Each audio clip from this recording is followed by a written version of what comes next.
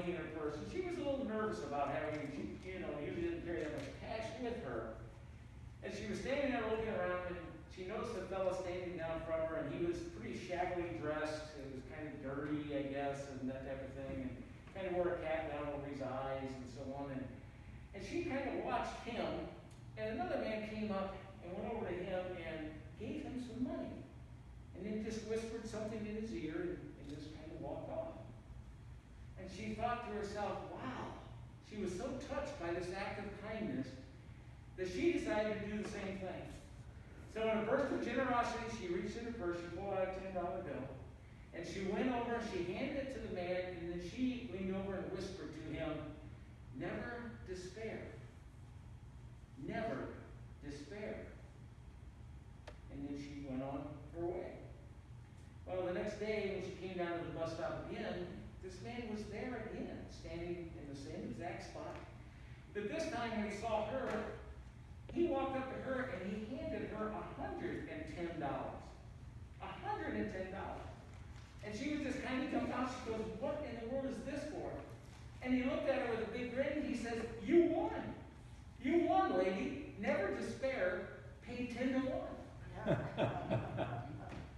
Well, now I can't promise that every act of kindness or any act of kindness is going to pay 10 to 1. Doesn't happen very often, does it? But kindness sometimes even costs us. And not always just in money. But it can cost us in a lot of ways. It requires some kind of a sacrifice. And then there's loving kindness. There was a Sunday school teacher who asked her class if they knew the difference between kindness and loving kindness. And I'm sure you've all heard this. You know the difference between kindness and loving kindness. One little girl raised her hand. She said, I know the difference. She told the teacher and the other kids that kindness is like when your mother gives you some toast. Okay? When you ask your mother for some toast and she gives it to you, that's kindness. But loving kindness is when you ask your mother for some toast and she gives it to you with butter and jelly on it. And that's the way God is. You see, God is this, He has this loving kindness for us. You know, He's exceedingly generous to all of us, each and every one of us. We don't always notice that, but He doesn't just give us some blessings. When He gives us blessings, He gives it to us with butter and jelly every time. In Luke, today, Don shared Luke chapter 8, 40 to 56 with us. We see some of the clearest examples of kindness in the Bible. Jesus is showing kindness to two entirely different people here. One's a man and one's a woman. Two entirely different people. One is an outcast. One is poor and unknown. And the other one is rich and very influential in the area. And Jesus treats both of them with great kindness. You know, Cal Thomas wrote, love talked about is easily ignored, but love demonstrated is irresistible. You know, Jesus not only talked about love and kindness, He modeled it for us. He modeled love and kindness for us to follow. You know, the way Jesus showed His kindness are the ways that we need to show kindness today. Especially today with what's going on in this world. There is so much unkindness, unkind people out there. Very rude, very unhappy people out there. Jesus expressed kindness by listening to both of these people. That's the first step in expressing kindness and showing kindness. He paid attention to their needs. You know, we don't know where Jesus was going that day. The Bible doesn't really tell us. But as soon as Jairus came and told him about his daughter, Jesus immediately changed direction, went in a more important direction at that time. More important, He heard the need and was focused on that and changed directions in a lot of different ways, not just physically. Now, how do we handle interruptions? You know, are you a multitasker? I'm the first to admit, I do not handle interruptions well. I do not like to be interrupted when I'm doing anything, when I'm trying to read something or write something, when I'm talking on the telephone. I don't want someone over again, oh, hey, Keith, tell them this, hey, you know, I don't like interruptions. And I think most people don't like interruptions. They don't handle interruptions well. It can get you pretty excited sometimes. But if we don't allow some interruptions, and if we're not flexible and we can't change our directions, we could miss great opportunities that God places in front of us every day. And we just don't see them. We're not willing to change those directions. Jesus paid attention. He changed his plans. And then verses 43 through 46, let me share that with you again, please. And a woman was there who had been subject to bleeding for 12 years, but no one could heal her. She came up behind him and touched the edge of his cloak, and immediately her bleeding stopped.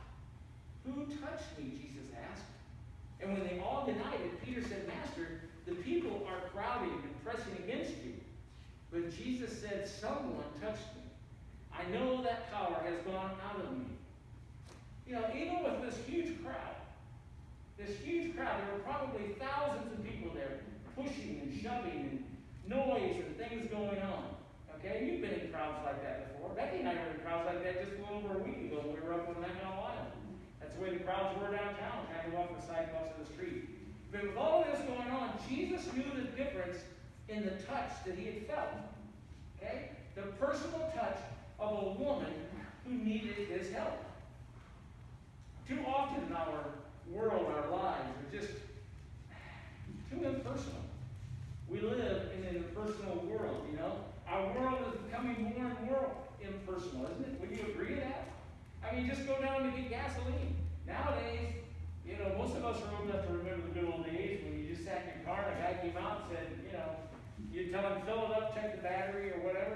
But nowadays, you just pull up, you get out, slide the old card in, you pump your gas, you're in your car, and you go. No contact with anyone. You don't talk to anyone, you don't speak to anyone. Same thing goes through with the bank, right? You just go up to the drive-thru or your ATM and you do all your business right there. You don't have to talk to anyone. You don't have to have any interaction. Okay, very impersonal. Even airlines. If you're going to go on a trip and you got an airline ticket, you're going someplace, you don't have to talk to anyone. Okay? All you have to do is call and you hear that computerized voice. If you want information regarding departing flights, press 1. Or arriving flights, press 2. You press 1, and then it says, if you know your flight number, press 1. Okay? And so you press 1 again, it says enter your flight number. And you punch that in, and the computerized voice that tells you the correct gate number. You know, you never had to talk to anyone at the airlines. You don't have to do that anymore. Not another living, breathing human being. It's become a very impersonal world. Can you imagine how bad this is getting, how far it's going better? What if you pick up the phone and it's an emergency and you dial 911? Okay? And then you hear the operator say, if it's an emergency, it's a murder, press 1. If it's a burglary, press 2. If the burglar's still in your house, press 3. If he has a gun, press 4. Real quick. That's how impersonal it's becoming, isn't it?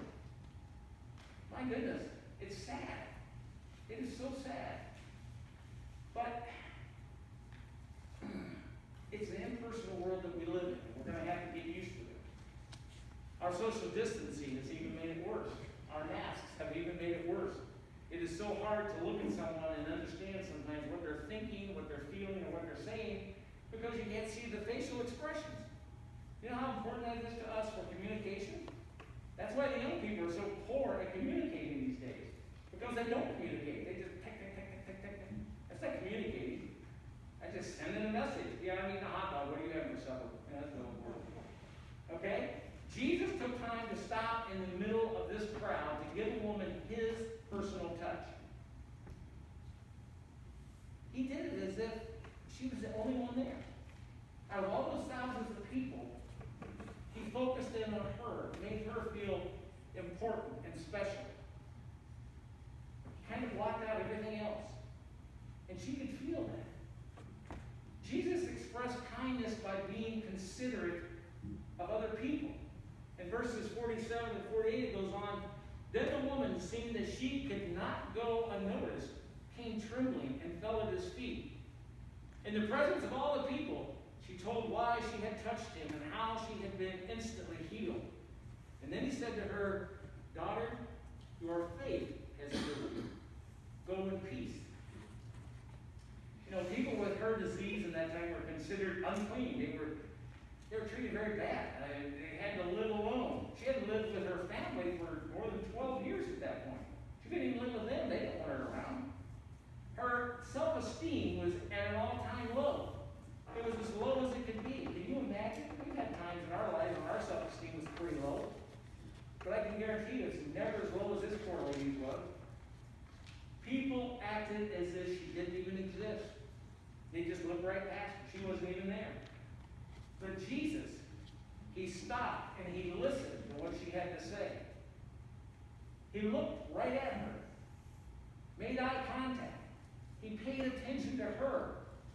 He was displaying real kindness. Are you a good listener? You know, most of us really don't take time to listen, do we? We really don't. It's a terrible thing, but we are not good at taking time to listen. Erma Bombeck wrote one of her books about listening. She told about a time when she was so tired of listening. She had listened to her son tell in minute detail about a movie that he had just seen. And of course he punctuated it by at least 1,000 you-knows and okays, and you know how people talk sometimes, you know. You hear me all the time, right? Okay? Well, then she had received several telephone calls filled with a lot of chatter that she felt was mindless chatter that never seemed to end. So it was with a huge relief kind of came over her that she was able to tell the last caller that she just had to rush off to the airport. She was going on a trip, so she hung up quickly and left. She got into a taxi. Taxi took her to the airport, and he told her all about his son, who had won a scholarship to college, and how he was making straight A's. So Erma Bombeck had to sit through all of that, even on the ride to the airport. She said, but once she got to the airport, she realized that she was there 30 minutes early. 30 minutes sooner than she needed to be. And she actually just kind of breathed a real huge sigh of relief, because she thought, I have 30 whole minutes where I don't have to listen to anybody. I can just sit here and read my book and not be bothered at all. But of course, no sooner than she had sat down, opened up her book, an older lady, elderly female, came over and sat down beside her. And she just quietly looked at Erma Bombeck and she said, I bet it's cold in Chicago. So Erma just nodded and said, yeah, I suppose it is, and just kind of didn't even look up from her book, didn't give her any attention. And then the lady went on, she said, you know, I haven't been to Chicago in 3 years, the woman said. My son lives there. Erma said, well, that's nice. And then the woman continued on, she said, my husband's body is on this plane. We were married for 53 years. She said, I don't drive, you see, and the funeral director was so nice that he drove me down here to the airport today. Erma recalls that her voice droned on. Here was a woman who didn't want money. This lady didn't want any advice or counsel. She just wanted someone to listen. And in desperation, she turned to a total stranger with her story. Erma Bombeck said that she continued to talk to me until they announced that they were boarding the plane. We walked onto the plane, and she said that I saw her sit down in another section in the airplane. And as she was putting her carry-ons away up above their seat, she heard her say to the person next to her, I bet it's cold in Chicago. Wow. You know, there's so many of us who just need somebody, sometime to listen to what we have to say, what's inside us. Just to focus on us and to listen to what we have to say, what we want to share. And Jesus did exactly that. He was considerate and he listened. You know, Jesus expressed kindness through an understanding of the Spirit also. Verse 49 through 56 went on, while Jesus was still speaking, someone came from the house of Jairus, as they say, house of Jairus, the synagogue ruler. Your daughter is dead, he said. Don't bother the teacher anymore. Hearing this, Jesus said to Jairus, don't be afraid, just believe, and she will be healed. When he arrived at the house of Jairus, he did not let anyone go in with him except Peter, John, and James, and the child's father and mother. Meanwhile, all of the people were wailing and mourning for her. Stop wailing, Jesus said. She is not dead, but asleep. And they laughed at him, knowing that she was dead. But he took her by the hand and said, my child, get up. Her spirit returned, and at once she stood up. Then Jesus told them to give her something to eat. Her parents were astonished, but he ordered them not to tell anyone what had happened. Have you ever wanted to say, I told you so? Or has anyone ever said that to you? Unfortunately, I'm good at that, especially with my kids. I told you so. You didn't listen to me, but I told you, right? What a small phrase. It's fun to say, but it's not too fun to hear, is it? None of us want to hear that, I told you so stuff. But the self-righteous love saying it. They feel superior when they can look at someone and say, I told you so. The people outside had mocked Jesus, and they laughed at him when he went to raise the girl back to life again. They laughed at him. You know, if it had been me, okay, I would have raised the girl back to life. We would have held hands, we would have walked down the street in front of all those mockers, and I would have pointed my finger, holding this little girl's hand. I would have said, I told you so, I told you so, I told you so. Okay? I would have. You know, that would have been fun. I told you so. Well, I hope I really wouldn't do that. It does sound like fun, but I wouldn't think I would anyway. Jesus didn't do that. He was concerned about how they felt too. He wasn't just concerned about the parents, the little girl, the lady with the problem, the medical problem. He was concerned about all of them. So instead, in kindness, he tells the parents, don't tell anyone what has happened here. You know, sometimes it's not so much what we say, but how we say it. You know, that's just like having the masks on. It's hard to tell what someone is really saying when you're looking at them because you can't read the facial expression. The worst thing for communication ever is texting. Terrible thing. And the reason is, you don't know what someone's really saying. You read the words, but you don't know how they're saying the words. Okay? You know, one thing I learned with my life of theater and all the plays I've directed and all the parts that I played on stage, one thing I can tell you is that every line that is delivered on stage can be delivered in a dozen different ways. Just by putting different punctuation in, just by changing the emphasis on which words you're emphasizing, the tone of your voice, the speed that you say the line, all of those things can change the meaning of one simple sentence. And when you're texting, you have no control. You read a text and you really don't know how the person's saying it. They're just typing some words. And that's a shame. It really is. Jesus didn't want to embarrass the people who had been mocking him, and he didn't want to get even. You know, he's showing us how to be kind to each other. So I want to finish with another little quick story here, if you don't mind. Some construction workers were building a high-rise apartment across the street from the hospital, and they were working up on the 3rd floor, and they noticed straight across from them one morning there was a little girl on the 3rd floor of the hospital who was kind of waving at them, and they just waved back.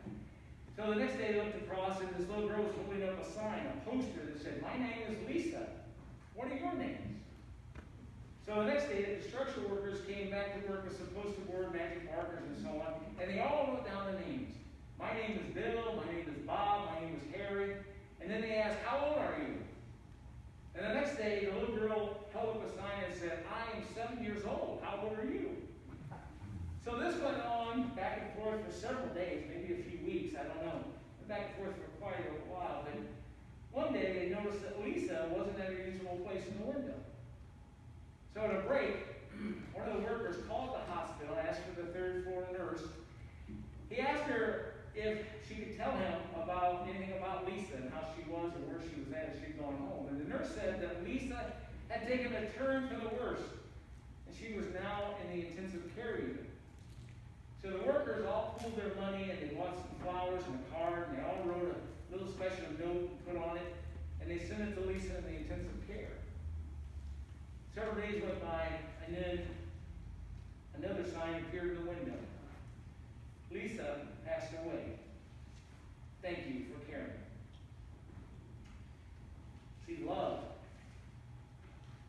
is kind? Let's bow our heads, please. Father God, thank you. Thank you, Lord, for the kindness that you have shown us. Lord, you literally wrote the book on the subject. Father, we ask you to help us control the things in our lives that keep us from being kind. Sometimes our emotions get the better of us, and we need your help. Thank you for Jesus and his model of true love and kindness.